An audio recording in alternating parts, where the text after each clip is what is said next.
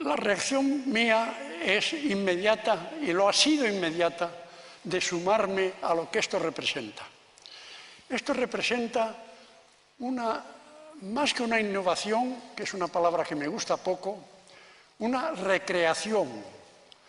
Es replanteamiento extraordinario.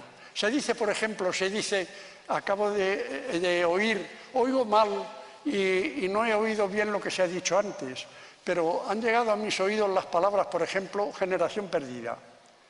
Se ha dicho. No es verdad. Si la generación estuviera perdida, no estaríais donde estáis. Estáis donde estáis porque os habéis encontrado y porque no estáis perdidos.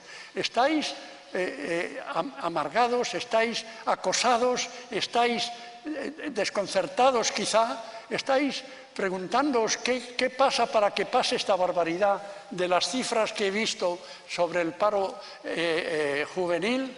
Todo eso es verdad, pero estáis. Hace unos meses no estabais. De modo que para mí no es una generación perdida. Vuestra presencia es, al contrario, una presencia activa y presente, para empezar.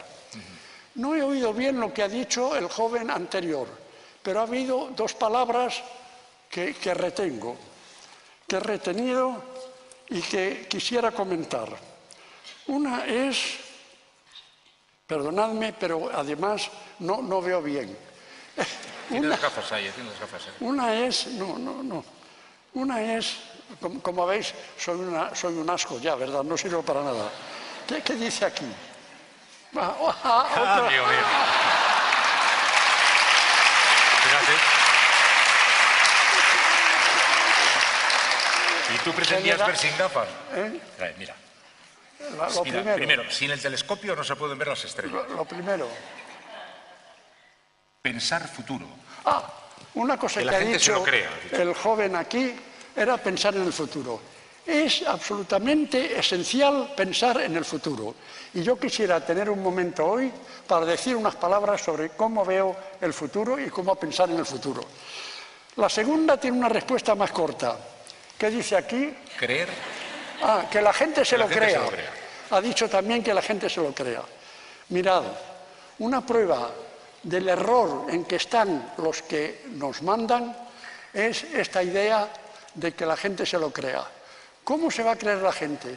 ¿Cómo se ha votado a personas que hay un señor cuyo nombre me reservo, pero que a lo mejor adivináis, que constantemente le he estado viendo en televisión, diciendo constantemente que hay que crear confianza, que hay que establecer confianza, que hay que crear confianza para a continuación dedicarse a decir que la economía española está fatal, que la cosa está perdida, que vamos a la ruina, que nos llevan a la catástrofe, que esto no puede seguir, que tal y cual. Hay que crear confianza, pero aquí estoy yo para destruirla.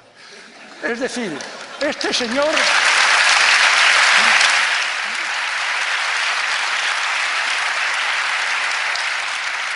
Este señor, cuyo nombre me reservo, ha sido abundantemente votado. Bueno, pues ha sido durante todo ese tiempo un aliado profundo de esos centros de determinación de riesgos extranjeros que nos están acosando. Y se le vota. ¿Qué pasa aquí? Pasa aquí que es muy difícil conseguir un pensamiento libre, que nos educan mal para no tener un pensamiento libre, que condiciona nuestro pensamiento. En otras palabras, que la democracia está pervertida, está secuestrada, y por eso tenéis razón, por eso no soy generación perdida, por eso queréis una democracia real. ¿Qué es una democracia real? El gobierno del pueblo, por el pueblo y para el pueblo. Y el pueblo, para el pueblo, tiene un sitio mientras no le dejen otro, que es la calle y la plaza. El partido que podría ser no tendría dos P's, tendría tres: plaza, pueblo y palabra. La palabra del pueblo en la plaza.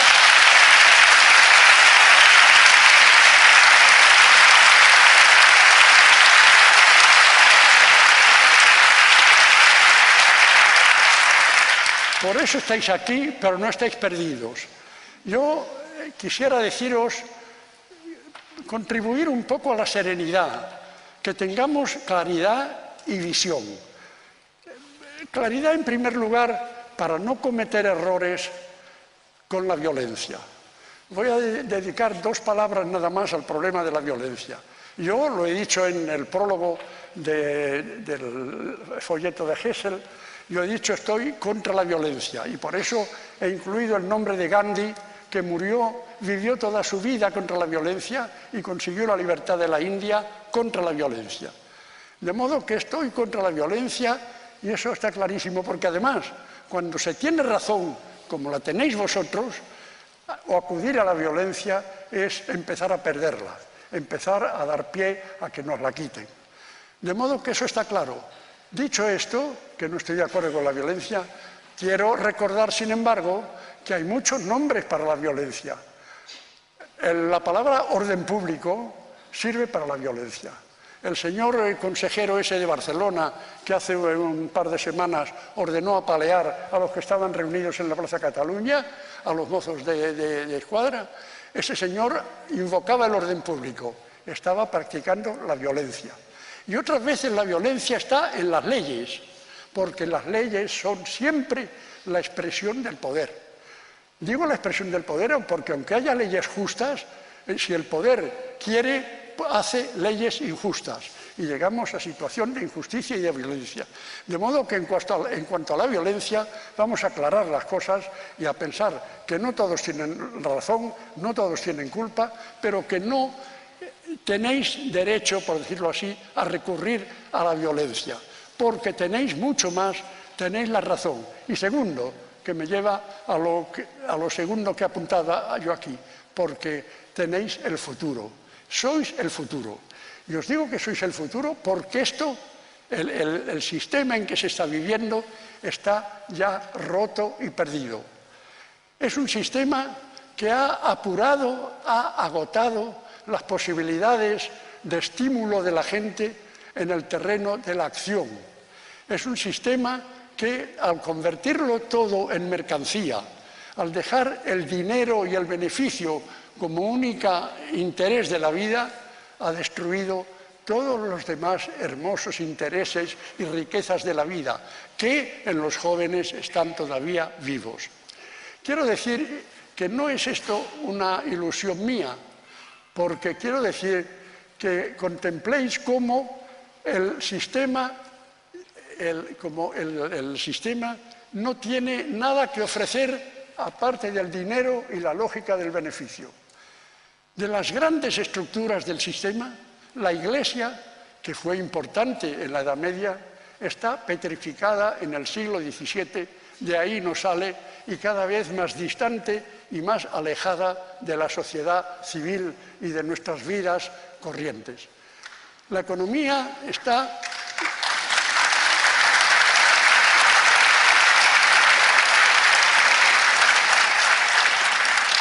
La Iglesia está distante y además en el terreno de la moral sexual defiende una moral contra natura, de modo que no puede estar más lejos, y esto se puede desarrollar pero no es el momento, no puede estar más lejos de la sociedad de cómo está.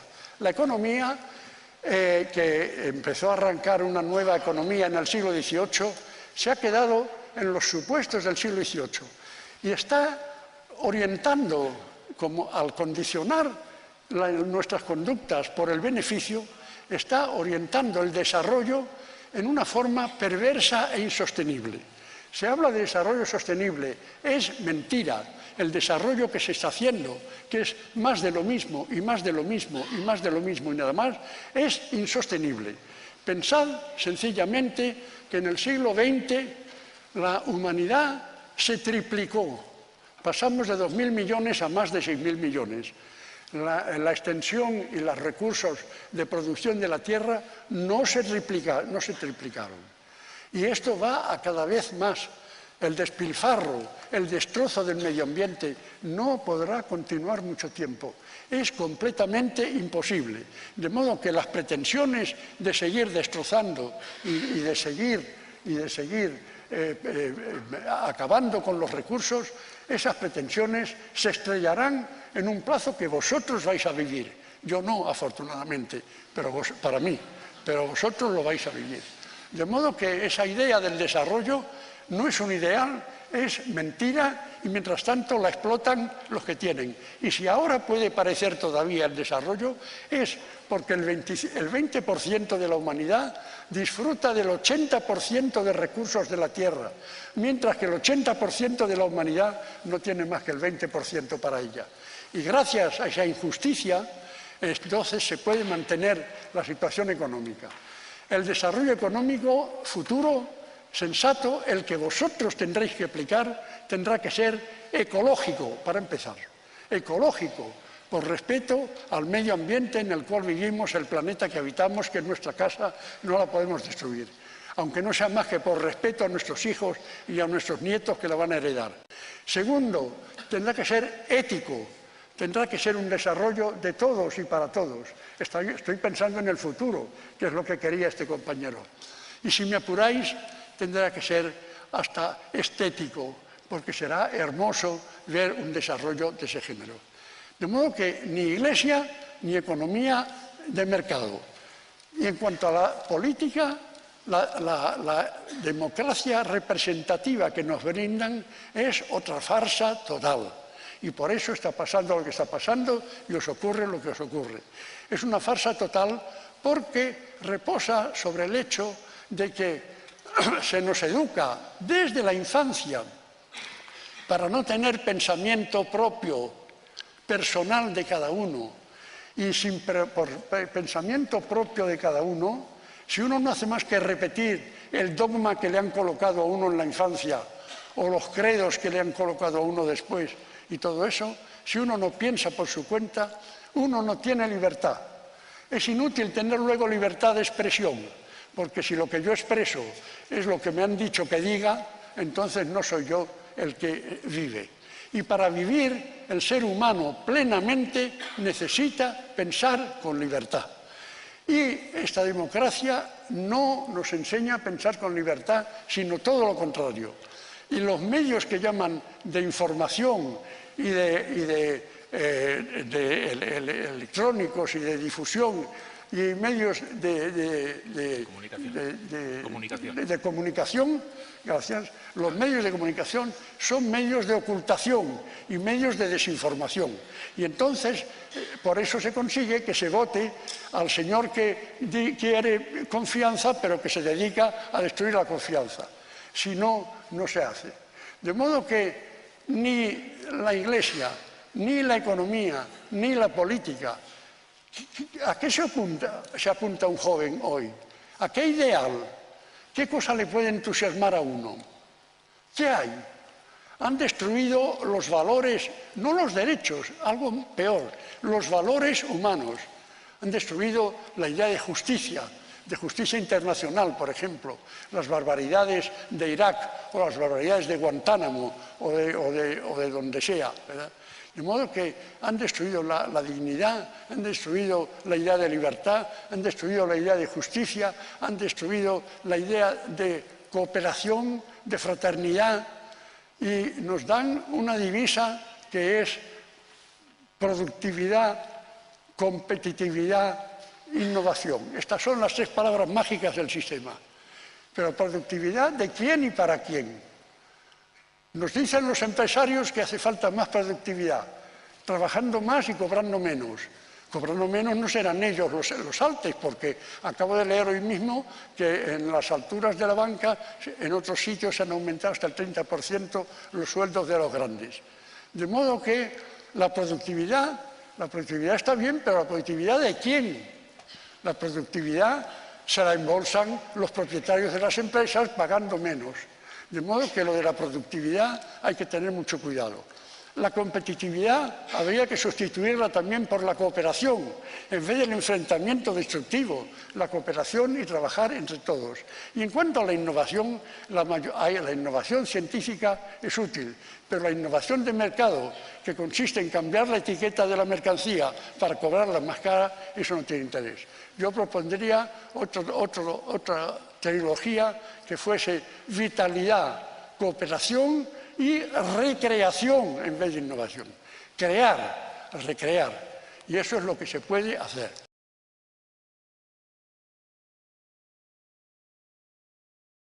a prepararos vosotros mismos, a vivir, porque tenéis no el derecho a la vida, el deber de vivir. Nos han dado una vida y tenemos que vivirla.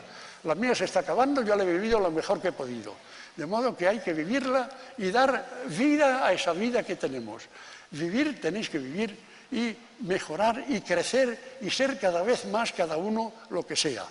Y al mismo tiempo contribuir a la educación, a abrir los ojos de tanta gente, a que piensen más libremente. Y para terminar, yo os diría un sueño que yo tendría. Yo tendría el sueño de que entre vosotros se hiciese no un partido político, ni una tal, ni una zarandaja de estas. Eso ya es otra cosa. Se hiciese una manera de trabajar como en federación por grupos pequeños que se dedican a lo que les gusta, porque el trabajar en lo que a uno le gusta no es trabajo, es vida. Trabajar a lo que le gusta, crítica literaria, empresas comerciales justas y decentes,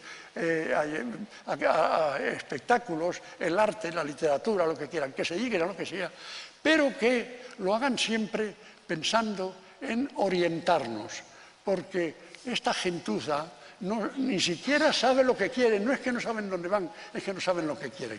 Y yo sí sé lo que tenemos que querer. Tenemos que querer que el mundo se civilice, porque con toda su tremenda técnica, la humanidad sigue matándose los unos a los otros como hace 2000 años.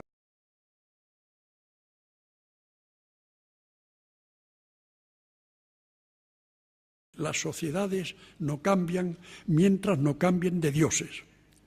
El dios de esta sociedad es el dinero, y mientras no cambie de dioses, esta sociedad seguirá dando tumbos cabeza abajo como está dando. Y eso lo aprendí en Antonio Machado, en el libro de Don Juan de Mairena. En esta época también descubrí, quiere decir que no lo he descubierto para los demás, lo descubrí para mí, una de las más grandes obras de teatro que para mi gusto se han escrito a lo largo de la historia universal que yo conozco, que es esencialmente la occidental y los idiomas traducidos, que es la Antígona. Antígona a mí me parece un monumento a la dignidad humana, un monumento a los valores humanos frente a los falsos valores humanos, que sin embargo necesitan también ser utilizados y ser defendidos, porque la vida juega con todo lo que parece positivo y lo que parece negativo, y Antígona me parece una obra admirable, asombrosa y que pocos alcanzan después. Para mí además me ocurrió entonces perdón, y se ha citado aquí que estudié economía. Estudié economía y acabé empezando unas sospechas que con el tiempo se han ido haciendo, cristalizando cada vez más y llevándome a una disidencia frente a la economía oficialmente aceptada hoy en el sistema occidental, y que es una idolatría del mercado como templo, un fundamentalismo que para mí es enormemente pernicioso.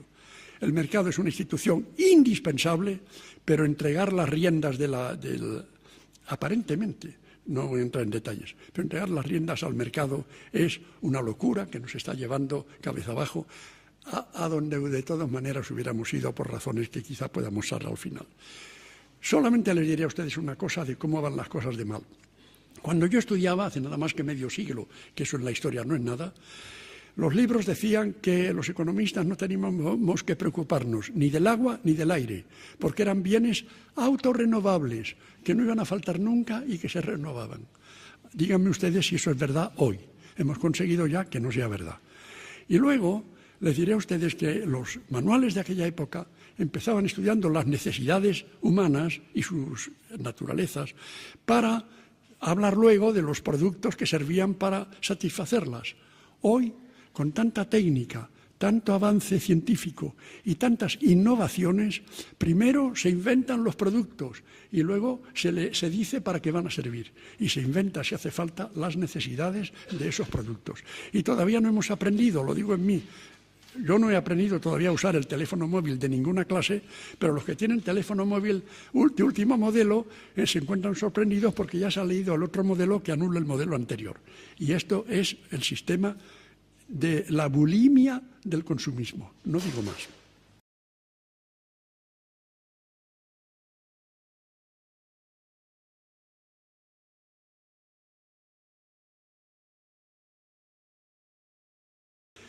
Con esto estoy llegando al final, por fortuna, para ustedes, y perdónenme, unas palabras solamente para el amante lesbiano, que para mí lo que significa es que es un grito de libertad, pura y simplemente, contra una moral convencional que nos enseñan y que es una moral antinacional, antinatural, y lo explico en el libro por qué la moral que nos enseñan es antinatural. Y finalmente, escribí dos libros, uno sobre el mercado y la globalización y otro sobre los mongoles en Bagdad. Este último se publicó en 2003, recién terminada la guerra, la mal llamada guerra de Irak, para expresar mi violenta discrepancia con esa barbaridad, esa monstruosidad, ese gesto de barbarie, de invasión de Irak y bombardeo de Irak como se hizo. Ahí está el libro, no diré más. Finalmente, voy a terminar saltándome lo demás. Mi última novela es El Drago, en la senda del Drago, y es un canto a los pequeños. Al drago, que es un árbol, que no es un árbol, que es una hierba, un árbol que alcanza 20 metros y que puede vivir 600, 800 años, pero que es una hierba, y se forma árbol a base de unirse las hierbas, y para mí es una lección sobre cómo los pequeños pueden unirse y siendo hierbas llegar a árboles, a ver si nos lo aprendemos.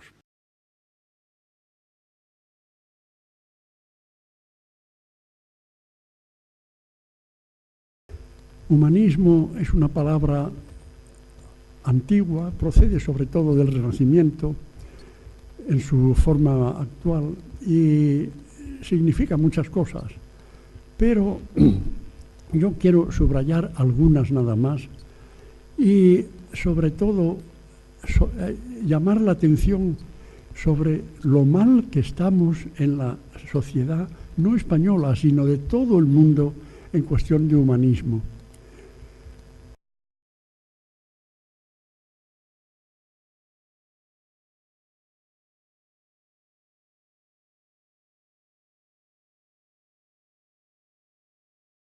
Fijaos en algo que aceptamos todos los días y que no nos sorprende. En nuestra cultura, en 2000 años, si partimos de Grecia, el progreso técnico ha sido prodigioso, increíble. ¿Qué podían sospechar jamás? No digo los griegos, ni los de la Edad Media, ni los del Renacimiento, ni todavía los del siglo XIX, las alturas que ha alcanzado el progreso científico y técnico de nuestro tiempo. En ese sentido, si se da una nota, hay que darle 100 a los técnicos. Pero, ¿y en la vida social? ¿Y en la vida humana? ¿Y en la vida cotidiana? Seguimos exactamente igual que hace 2000 años, con guerras, con divisiones, persiguiéndonos, luchando, combatiendo, con xenofobias, con exclusivismos, con nacionalismos excluyentes. Hasta las religiones que aman todas al prójimo se matan unas a otras desesperadamente y con fanatismo feroz. No hemos aprendido a vivir como humanidad. La humanidad está por hacer.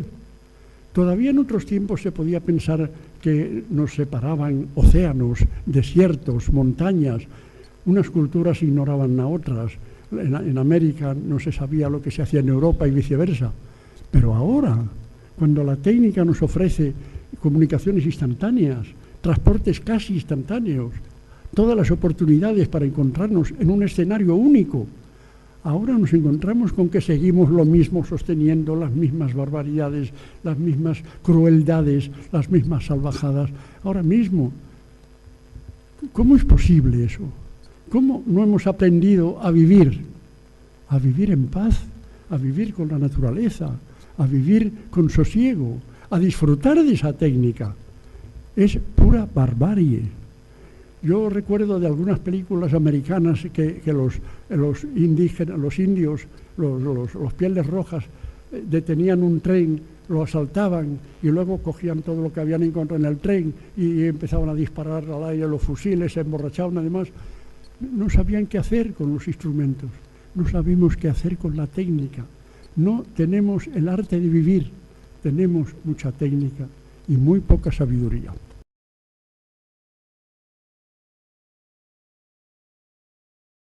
De modo que por eso yo quisiera contribuir a insistir en el humanismo para ver si conseguimos al fin crear la familia humana, una familia conjunta que habite en este planeta, en este, se ha dicho alguna vez, en esta nave en el espacio que es la Tierra.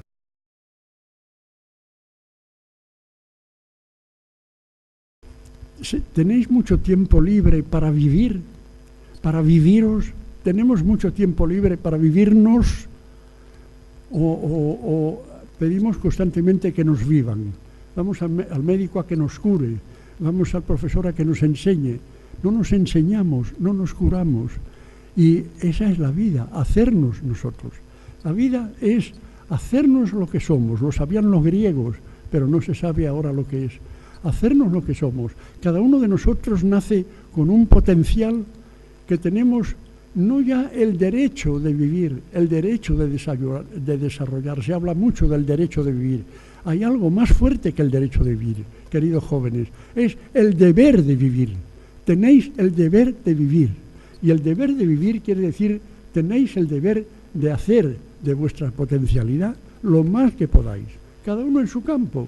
Uno puede ser un gran deportista, el otro un gran científico, el otro un gran cuentista, lo que quieran, pero ser lo más posible, coger la vida que hemos recibido y añadir algo con ella a la vida. Hacerse lo que se es, lo sabían perfectamente los griegos, pero hacerse lo que se es exige tiempo para hablar con uno mismo, que casi nadie lo hace, estoy convencido. A juzgar por los actos luego. Escucharse a sí mismo, decía Machado, el que habla con sí mismo espera hablar con Dios algún día. Yo no tengo esa esperanza de ninguna manera, pero hablo conmigo profundamente. Procurar escucharse. El cuerpo nos habla. No somos cuerpo y alma separadamente, somos cuerpo y mente. Y en la mente una chispita, que es la que nos impulsa, pero esa chispita, a la que otros llaman alma, esa chispita es un punto de la energía cósmica que lo mueve todo y que es la que nos impulsa. De modo que necesitamos hacernos y para eso necesitamos tiempo nuestro. Porque lo que tenemos que vivir en nuestra propia vida, no la vida que nos digan que vivamos, no, la vida que nosotros sepamos que tenemos que vivir porque es la nuestra. Y eso exige algo muy importante, que es la libertad. Lo que da dignidad al ser humano plenamente es la libertad. Y cuando la libertad se ejerce personalmente, interiormente, se puede ser libre dentro de un calabozo, mientras que se es un siervo fuera del calabozo. Como son ahora, por ejemplo, siervos los gobiernos de casi todas partes, que son siervos de los financieros de todas partes. Y si no, decidme a mí, ¿cómo es posible que después de lo que ha pasado con la crisis, y voy a pasar por encima de esto rápidamente, y que todavía haya paraísos fiscales? Paraísos fiscales. Paraísos fiscales. ¿Los gobiernos necesitan paraísos fiscales? No, los necesitan los financieros, que son los que mandan en los gobiernos. De modo que lo que pasa es que necesitamos libertad, pero libertad en el sentido de la Revolución Francesa.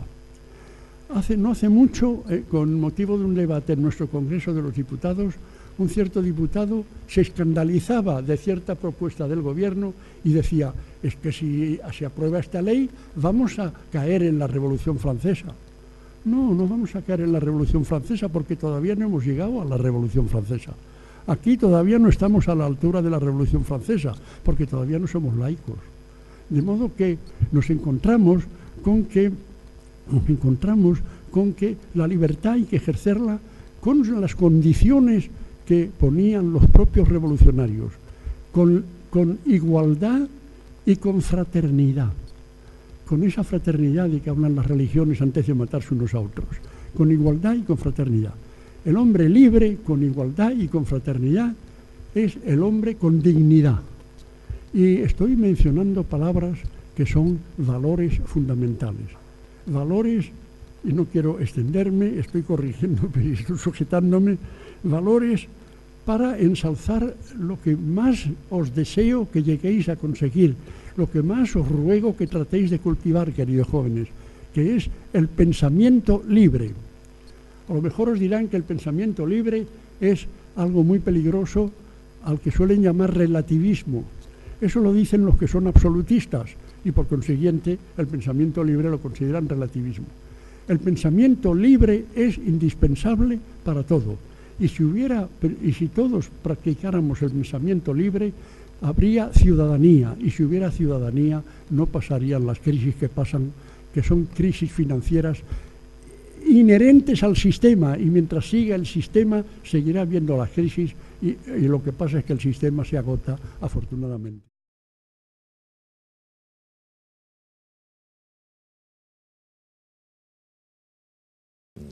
¿Qué es un anarquista, señor Samper? Mire usted, un anarquista es un hombre que se resiste a aceptar el poder material de un hombre sobre los demás. Es decir, acepta la autoridad moral, pero la presión de unos hombres sobre otros la rechaza. Y para mí sería el mejor sistema, supuesto que, y el supuesto ese no se da, que todos estuviésemos educados para el anarquismo.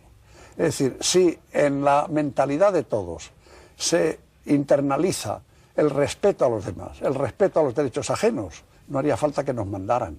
Todos obedeceríamos a esa internalización del deber y de la fraternidad humana.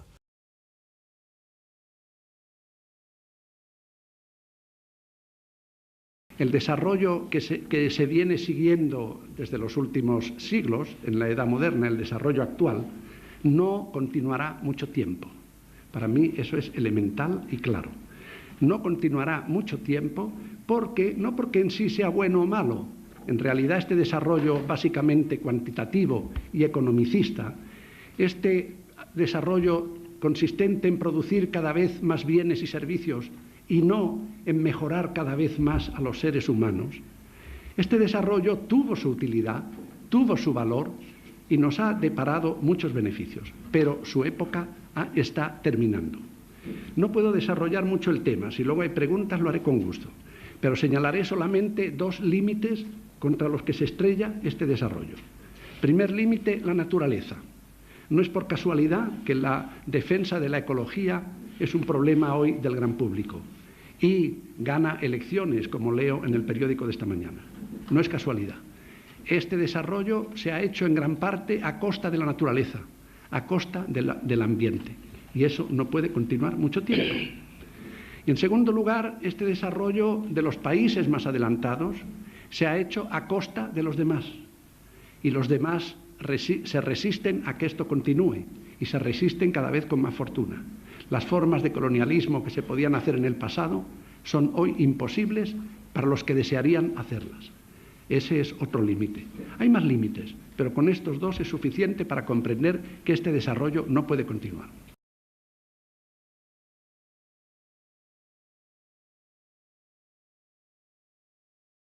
He sido muchos años profesor de teoría económica y he dicho unas cosas que no han tenido gran éxito entre mis colegas, cosa que no me extraña nada y que no me perturba para nada. ¿Qué quiero decir con otra teoría económica? Quiero decir simplemente que las variables que utiliza la economía convencional, la economía de los premios Nobel, son insuficientes para explicar problemas básicos. No quiero decir con esto que toda esa ciencia no sirva para nada. Está llena de hallazgos extraordinarios, de talentos aplicados y de ideas valiosísimas. Pero hay que hacer con ellas lo que se hizo con los templos paganos para construir catedrales. Hay que coger esas piezas y montarlas de otra manera y con otra estructura y al servicio de otras cosas. Esa teoría, como he dicho, está hecha al servicio del individuo y al servicio del beneficio. Piensa que el individuo es el origen de la sociedad y cree que el individuo no se mueve más que por el beneficio. Tampoco puedo extenderme en esto. Es muy curioso cómo de una idea originaria nada menos que de Adam Smith, se llega a una concepción individualista en vez de lo contrario. Si les interesa el tema, podemos comentarlo después.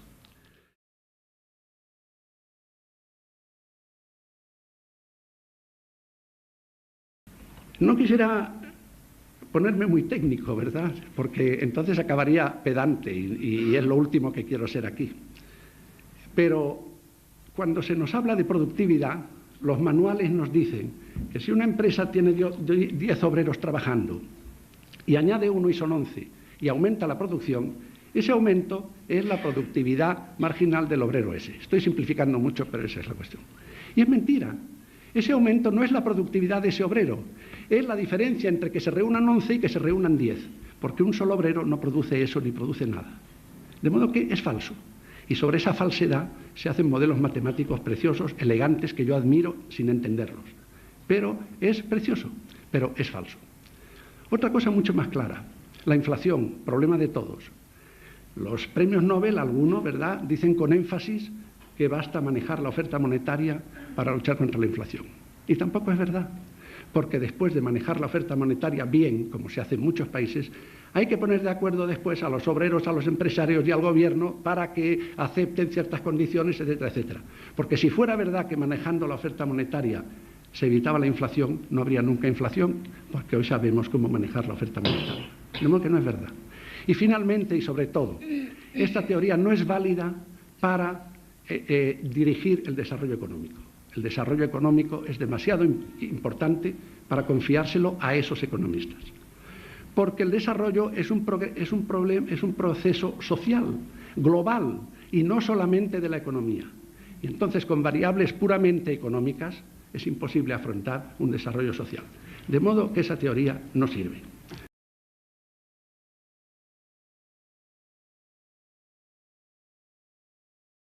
Por ahora, y subrayo el por ahora, y lo trataré de justificarlo luego, somos los más débiles. No me importa nada. La historia ha progresado a fuerza de los débiles. Los fuertes no han querido nunca transformar. Todos los cambios históricos los han hecho los débiles. ¿Por qué? Porque los poderosos no quieren nunca perder el poder. Ningún poderoso se presta a perder el poder. Y lo pierde bajo la presión insensible de los débiles. Hay un verso espléndido de Shakespeare en el Enrique V que dice: la hierba crece de noche. La hierba crece de noche y los poderosos acaban enredados en la hierba. Esto es así por una razón muy sencilla, porque si no fuera así estaríamos en la época de las cavernas, en la prehistoria. Cuando a un grupo humano lo mandaba el jefe, que era el más bruto naturalmente, o el que tenía la estaca más considerable, con la ayuda de otro torcidillo y cojo, que era el brujo y que decía que tenía poderes especiales y los otros se lo creían. Si no hubiera sido porque los que no eran ni fuertes ni brujos podían cargarse aquello, no hubiéramos progresado nunca. Y las concesiones que se hacen las hacen siempre los débiles. Abran los periódicos y los verán. ¿Qué pasa en la Unión Sudafricana? Han sido los fuertes los que han cedido, no voluntariamente. Busquen por todas partes. Los débiles mueven la historia. Lo que pasa es que los débiles están desunidos. Los débiles estamos desunidos. Y yo quisiera que este sentido de la comunidad sirviera para eso. Porque en el fondo los seres humanos hoy, con la técnica de hoy, tenemos todos dos patrias y ninguna otra más. Una patria que es la patria de los sentidos y de las emociones y de las sensaciones, es la patria local, es la patria del paisaje donde nacimos, con sus canciones, sus palabras, sus árboles, sus comidas, sus olores. Eso es lo que está en el fondo de nuestra personalidad. Y la otra patria es la patria de la inteligencia y de la razón y de la comprensión inteligente, y esa es el planeta. No puede ser otra cosa, toda la humanidad.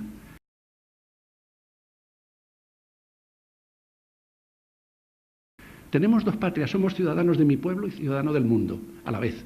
Y lo demás son contingencias históricas. Y hablar de nacionalidades aquí y allá es hablar de contingencias históricas. Y tal como está la técnica, unificando el mundo y empequeñeciéndolo con la facilidad de los transportes y de las comunicaciones, naturalmente que todos somos, queramos o no, ciudadanos del mundo. Y es hora de que nos organicemos y nos unamos mejor, y que estos encuentros quisiera yo que contribuyeran a eso.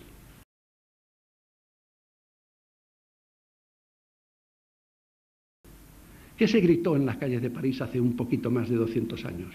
Libertad, igualdad, fraternidad. El capitalismo apostó por la libertad y qué duda cabe que nos dio mucha libertad a cambio de una enorme desigualdad, y aquí estamos nosotros para probarlo. El otro lado apostó por la igualdad y qué duda cabe que consiguió mucha igualdad, pero a costa de una falta de libertad incompatible con la dignidad humana. ¿Y qué falta? La fraternidad. ¿Cuál de los dos ha ensayado la fraternidad? ¿Dónde está eso? Eso solo puede estar en la comunidad, en vuestra abnegación hacia los demás y en pensar en el tercer mundo y en el sur, en ese espléndido sur.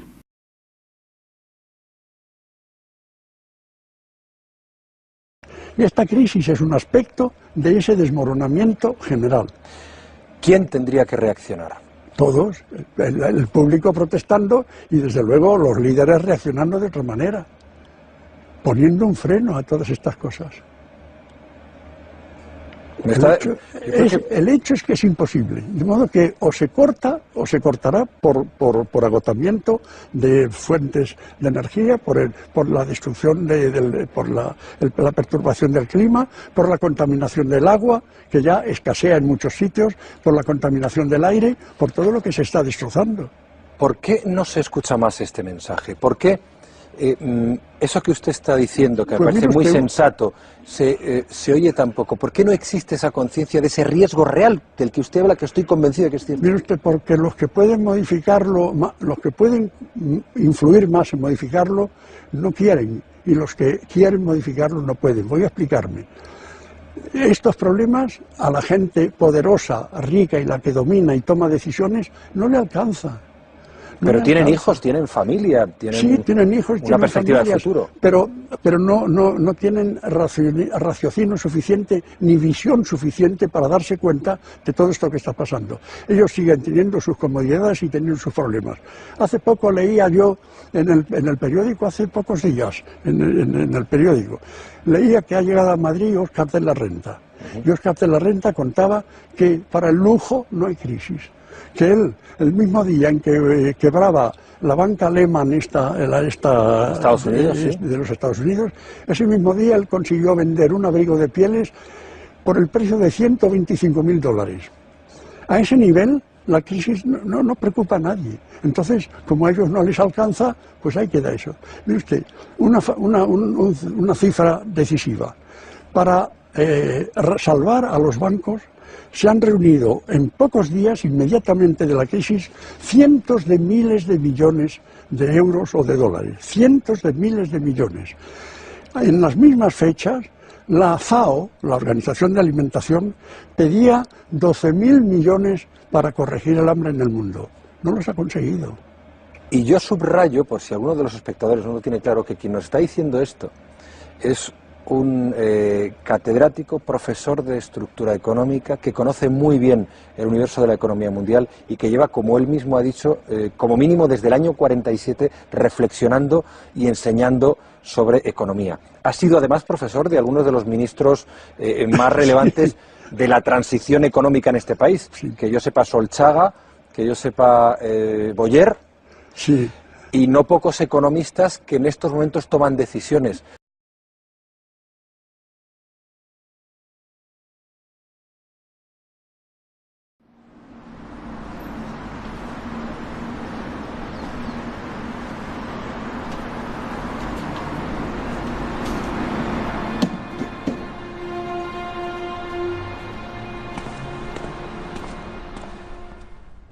Lo que hace muy feliz es hacer feliz a los demás. Y por eso tanta gente asocia la felicidad con el amor, ¿verdad? Porque el amor, está bien amar, ¿verdad? Pero conviene ser amado. Y para ser amado hay que inspirar amor. Y eso es hacer feliz al otro. Creo que la felicidad a solas es mucho más pobre. Es decir, tiene felicidad el que es capaz de dar. Naturalmente. O sea, el amor... Si quiere usted que lo diga como economista, le diré que si no se produce felicidad, no hay derecho a consumirla.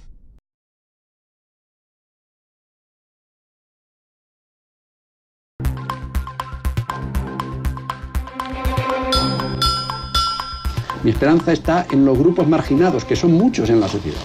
Mi esperanza está en las mujeres, que son un grupo marginado, en los jóvenes, que a pesar de todo lo que se diga, que hacen y que tienen y demás, son un grupo marginado. Y la prueba es que luego llegan y no encuentran trabajo después de haber terminado una carrera universitaria o una formación profesional. Mi esperanza está en las gentes que pensamos como yo, que somos grupos marginados y que se nos tacha de utópicos. Muy bien. Y, por supuesto, mi esperanza está sobre todo en el mundo periférico, donde todavía vivir tiene más importancia. Hay culturas enteras, todavía, ¿verdad?, a pesar de los efectos de la inyección de criterios occidentales, hay culturas enteras donde todavía el ser algo es mucho más importante que tener algo, mientras que aquí no se es más que lo que se tiene, y el que no tiene no es.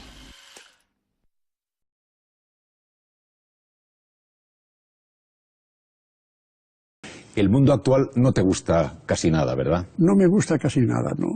Sobre todo el mundo oficialmente dirigido, porque el mundo natural, el mundo que sigue a pesar de todo como estaba, por ejemplo, el mundo de las hierbas, de los árboles, de los huevos de gallina, hay que ver la maravilla que es un huevo de gallina, ¿verdad? Bueno, pues ese mundo, y el mundo de mucha gente, algunos analfabetos si se quiere, es un mundo entrañable, ¿verdad? Pero claro, lo que no me gusta nada es la dirección que se está dando a las decisiones de la humanidad. Y cuando digo humanidad exagero, porque yo creo que no hay humanidad, hay seres humanos, pero humanidad con sentido de la especie, con sentido de conjunto, con sentido de semejanzas entre todos, no hay. Llevamos 2000 años desde Grecia, se ha progresado técnicamente de una manera fabulosa, de una manera y casi inverosímil, ¿verdad? Pero seguimos matándonos unos a otros, no sabiendo vivir juntos en este planeta. Por eso digo que humanidad no sé si hay. Yo creo que el hombre no ha madurado todavía bastante. Te has ido haciendo cada vez más rebelde. Ahora tienes 94 años y se te ve más rebelde que cuando tenías 84 y a su vez más que cuando tenías 74. ¿En qué momento se marca más o menos la raya de tu decisión de vivir en la rebeldía oficial? Mira, yo creo que tanto como raya es difícil, ¿verdad? Porque creo que se va haciendo por acumulación. Pero quizá lo que podríamos decir la gota que desborda el agua, para mí es...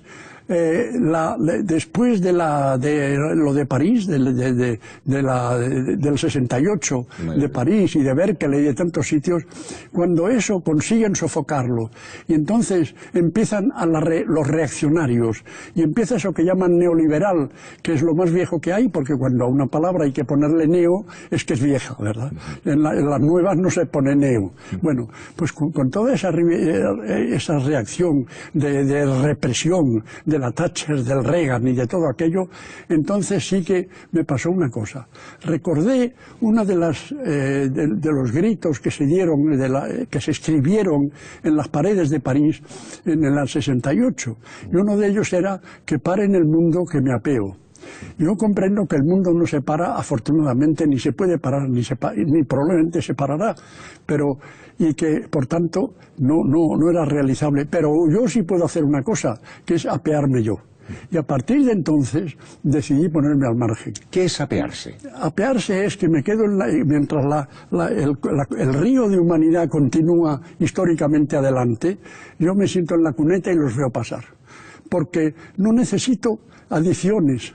Me quedo con todo lo que ha hecho la humanidad durante muchos años y yo simplemente con los griegos tengo de sobra para alimentar mi mente y para vivir y para tener pensamientos y filosofía y todo. Y con eso, y un afecto importantísimo que gracias a Dios tengo, ¿verdad? Sigo diciendo gracias a Dios, pero vamos, es una exclamación retórica.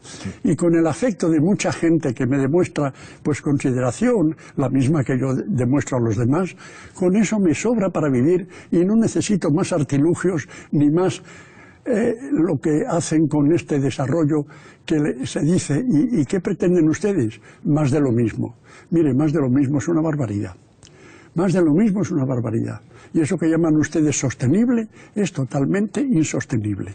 Sencillamente. Y entonces me pongo al margen. Sí, tú además eres un hombre que tienes una formación, digamos, economista muy profunda. Tú has sido catedrático de universidad en esta materia económica, has sido profesor de los más importantes personajes de la economía de nuestro país, has trabajado en el Banco Exterior hasta ser subdirector general, ¿no? Cuando te ves en ese pasado, ¿qué José Luis San Pedro ves? Bueno, el José Luis San Pedro aquel es uno que para comer necesitaba hacer unas tareas y que hacía esas tareas y luego se dedicaba a vivir como es debido. Por ejemplo, tú mencionas la universidad. La universidad para mí lo más importante de todo, más todavía casi que la disciplina, era el enseñar. Para mí la profesión de enseñante, la relación con los chicos, una relación que yo basaba en 2 palabras tomadas del Juan de Mairena de Antonio Machado: amor y provocación. A mí me gustaba aquello, yo quería a los chicos me querían a mí y entonces con el afecto se trabaja mejor. Y luego la provocación, ¿para qué? La provocación para provocarles que piensen por su propia cuenta, que no acepten algo porque lo digo yo, sino porque ellos reconocen que les convence.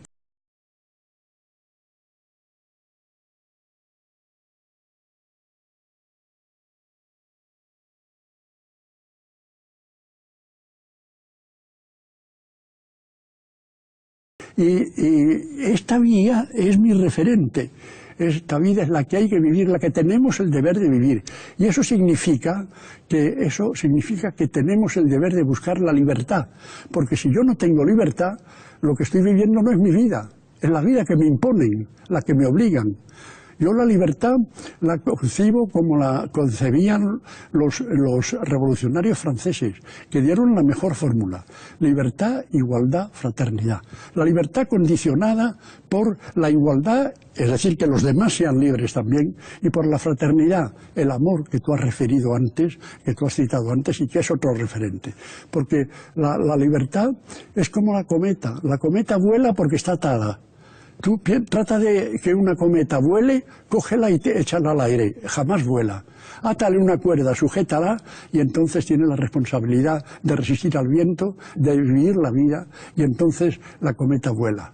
La libertad, igualdad y fraternidad funciona. Y entonces hay que tener la libertad, pero sobre todo la libertad de pensamiento, porque la libertad de expresión, que se defiende tanto, depende de la de pensamiento. Si yo expreso lo que me han inculcado en la cabeza, sin yo pensarlo, ni yo convencerme, ni nada, entonces no soy yo. Y yo tengo que ser yo, lo poco que sea, lo que sea, y cada uno de nosotros tiene que ser quien es, sea lo que sea. Ese es mi punto de vista. Y en este momento esa concepción de las cosas está muy difusa. En el último libro, Cuarteto para un solista, se recuerdan otras épocas de la historia de la humanidad en las cuales se tenía un poco más clara esta visión de la vida. Recuerdo los griegos o la Venecia del siglo XVIII, por ejemplo, ¿no? Claro, se tenía más clara porque era una cultura que tenía unos valores que no eran solamente el dinero. Es decir, que el problema de la vida actual es que se han sustituido esos valores por los intereses económicos, que no es lo mismo. No es lo mismo que te motive un ideal, por ejemplo, los señores feudales de la Edad Media. Los señores feudales eran unos capitalistas como una catedral, eran capitalistas agrarios, no eran capitalistas industriales ni financieros, pero tenían un capital, un medio de producción que era la tierra, que la tenían ellos y nadie más, y ahí estaba su poder. Pero aquella gente tenía ideales cristianos, aquella gente tenía ideales caballerescos y estaban dispuestos a sacrificarse y a morir por esos ideales. Es decir, que había referentes por encima. Pero como trato de indicar en ese libro, y sobre todo a partir del 18, como has dicho muy bien, que para mí es la cumbre y luego la rasante del sistema, pues a partir de entonces, sobre todo, como por un lado el Calvino dice que Dios encuentra grata la riqueza y el trabajo de la gente que se enriquece y demás, y más o menos dice eso. Y por otra parte, Adam Smith dice que en el mercado hay como una providencia que hace el bien a partir de los egoísmos. Entonces Sánchez Castilla, yo ya me dedico al dinero. Y acabamos en lo que Marx definió muy bien, diciendo que en este sistema todo es mercancía. todo es mercancía, y lo estamos viendo. Por ejemplo, nos quejamos de la corrupción. ¿Qué es la corrupción? La corrupción es que hay hombres mercancía que se ofrecen en venta y hombres que compran esa mercancía. O sea, la corrupción no es una patología del sistema, sino forma parte natural del sistema. Claro, forma parte. Yo no digo que no haya habido corrupción en otras épocas. Siempre ha habido corrupción, ¿verdad? Porque siempre hay egoísmo y el dinero siempre ha sido un móvil. Pero no el único, ni el supremo, sobre todo, que es lo grave. Y ahora lo que pasa, en cambio, es que se mueve exclusivamente por eso, ¿verdad? ¿A partir de qué momento? ¿Dónde podríamos situar el momento en el que el dinero, que siempre ha existido, se convierte ya en lo que ahora es, esta especie de gran dios? Yo creo que a partir del 18, a lo largo desde que se defiende el mercado y que luego además se empieza a hablar de productividad, cuando la técnica empieza a ofrecer esas ventajas. Y entonces viene la competencia y la ambición, y viene con el colonialismo también el intento de dominar el resto del mundo y de abarcar cada vez más y de tener cada vez más. Todo eso es un ovillo que va creciendo. Aunque ha hecho cosas muy positivas también ese movimiento, ¿no? El capital, el sistema capitalista ha hecho cosas enormemente positivas. En su origen, es el origen de la Europa del siglo XVI, cuando Europa es casi un volcán creador en erupción, en la cual la gente se sube a unos cascarones de nuez y se embarca y se va a donde sea, campesinos, mujeres, misioneros, conquistadores, tal, y se van a las Indias y no saben lo que es aquello ni nada, pero se van. Y al mismo tiempo en Europa, en el terreno intelectual, empieza a haber aventuras extraordinarias. Copérnico hace unos descubrimientos, Galileo, los otros, etcétera, ¿verdad? En aquel momento el capitalismo es creador, es profundamente creador. ¿Qué pasa ahora? Pues que esas circunstancias iniciales de muchos recursos, porque además ten en cuenta una cosa que con frecuencia se olvida. A lo largo de la Edad Media, Europa había crecido en población y en cambio había deforestado media Europa. Y ten en cuenta que la madera era el material básico de la vivienda, de las máquinas, de los carros, de todo, del calor, de la alimentación, no de comer, pero sí de alimentar las hogueras y demás. Y entonces, en ese momento, el capitalismo descubre fuerzas productivas nuevas y las utiliza, como más tarde el carbón, el carbón de piedra, que en aquel momento, y más tarde la electricidad, etcétera. Todo eso es creación del capitalismo, indudablemente, ¿verdad? Pero claro, cada vez se convierte cada vez más en valorarlo en dinero y no en hazañas.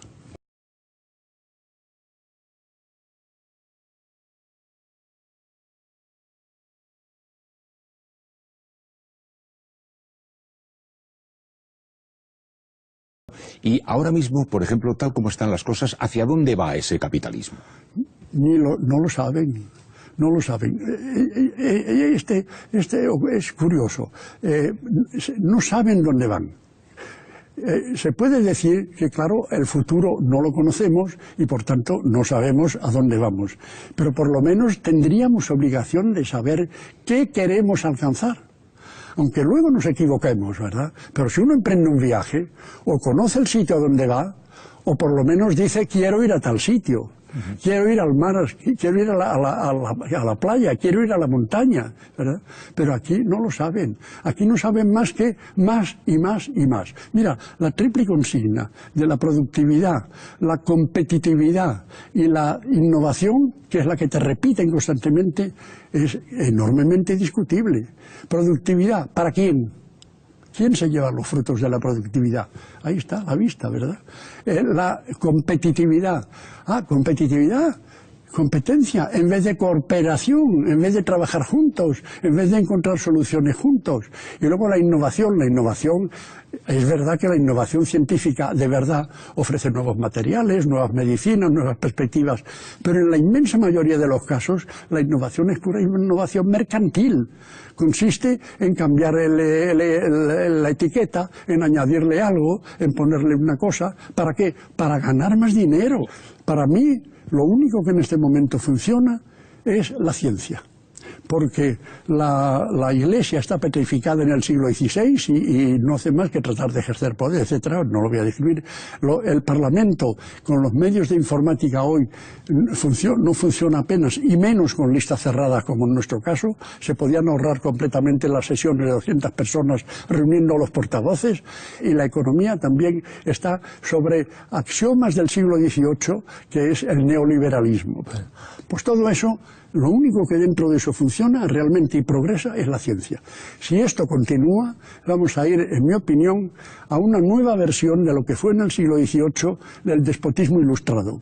¿Qué era el despotismo ilustrado? Un sistema muy jerarquizado en el cual había una cúpula privilegiada de gente ilustre, culta, distinguida, creadora, lo que quieras, y luego una serie de productores. Esto va a ocurrir lo mismo, en mi opinión, pero con una cúpula en gran parte científica. Y el resto van a ser lo que hacen para prepararnos, productores y consumidores, para ser productores y consumidores al servicio de esa cúpula. Lo que pasa, y con esto termino, lo que pasa es que la ciencia necesita hoy de unos instrumentos extraordinarios, y por tanto el dinero también jugará un papel a través de la ciencia. Pero la cuestión está en que, primero, el uso de esos instrumentos conduce a una forma de capitalismo que puede ofrecer sorpresas tremendas a sus creadores. Por ejemplo, se inventa el Internet. Gracias a eso se hace la globalización, que es transferir el poder desde los políticos a los financieros. Pero gracias a eso, con el doble filo, se permiten reunirse los foros sociales de Porto Alegre, de Delhi, etcétera, etcétera. De modo que mandará el dinero en la construcción de máquinas, pero las sorpresas podrán ser. Y segundo, el ideal de los científicos, por muy forzados por el dinero estén, no es el ideal de los financieros. Los financieros no tienen ideal, tienen balance, pero ideal no.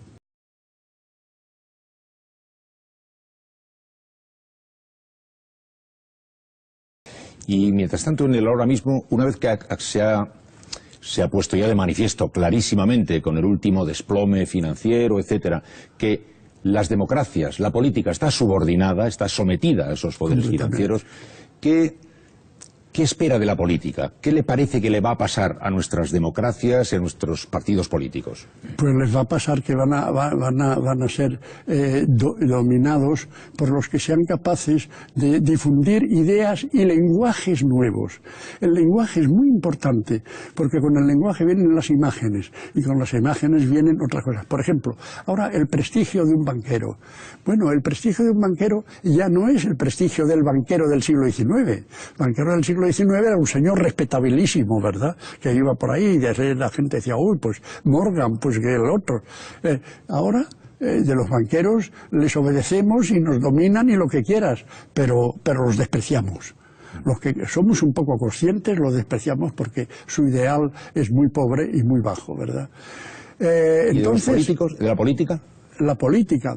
Los políticos, ahora, ¿qué representan? La gente les vuelve la espalda. ¿Qué son las abstenciones en las elecciones? Desprecio a los políticos, que no se espera de ellos, ¿verdad? Se les vota porque hay que votar, porque siempre es mejor uno que otro, porque lo que quieras, tal. Pero realmente el despegue, ¿a dónde va la gente? Va a los estadios.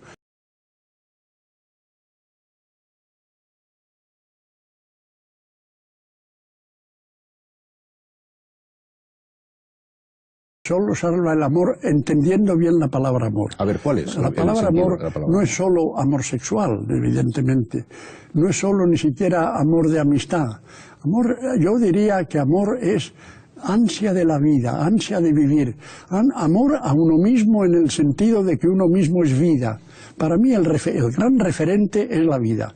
Recibimos una vida y esa vida tenemos que llevarla a cabo, haciéndonos lo que somos. Lo mismo que en la semilla hay un germen de una vida y ese germen tiene que transformarse en árbol. Uno es un germen de vida y se convierte o debe convertirse, y por eso hablo muchas veces no solo del derecho a la vida, sino del deber de vivir. tenemos el deber de vivir, y de vivir esta vida. A mí que no me hablen de otra vida, ¿verdad? Porque de la otra no tengo la menor referencia, porque claro, las fuentes que dicen que la justifican, a mí no me justifican nada, ¿verdad? Y por consiguiente yo trato de vivir esta vida, y esta vida que ahora se me acaba, ¿verdad? Se me acaba sin dolor ninguno. Yo, salvo las inconvenientes de enfermedades que pueda tener, pretendo morirme como los ríos. Los ríos llegan al mar y es una delicia. Yo pienso muchas veces en una ría, en un sitio que estuve pocos días, pero que me pareció maravilloso. La ría de Ortigueira. En Ortigueira, en La Coruña, yo contemplaba aquel llegar un río al mar. Y el río llega lentamente, tranquilamente, porque ya es el final de su curso en la parte llana y demás. Y me imagino que las aguas del río, que son dulces, llega un momento en que ellas mismas se extrañan de empezar a sentirse saladas. Y entonces se sienten un poco distintas y por una parte les desconcierta, por otra parte les alegra, les anima y siguen adelante y cuando se dan cuenta ya son el océano, ya no son el río. Eso es lo que yo aspiro, a no darme cuenta y de pronto pues he dejado de ser el río.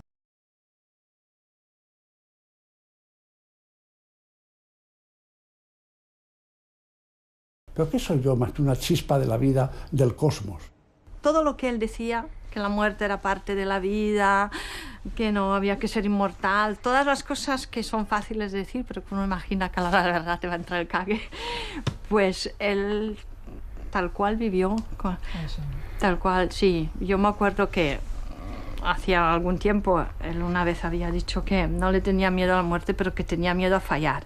Y yo le dije, ¿pero a fallar en qué? Dice, a no saber hacerlo bien y no sé. Y entonces yo recuerdo que le dije, tú por eso no te preocupes, que aunque a mí me cueste la cárcel, tú morirás con la misma dignidad con la que has vivido. Dijo una frase muy bonita, dijo, la muerte se está portando bien conmigo porque me está dejando pensar.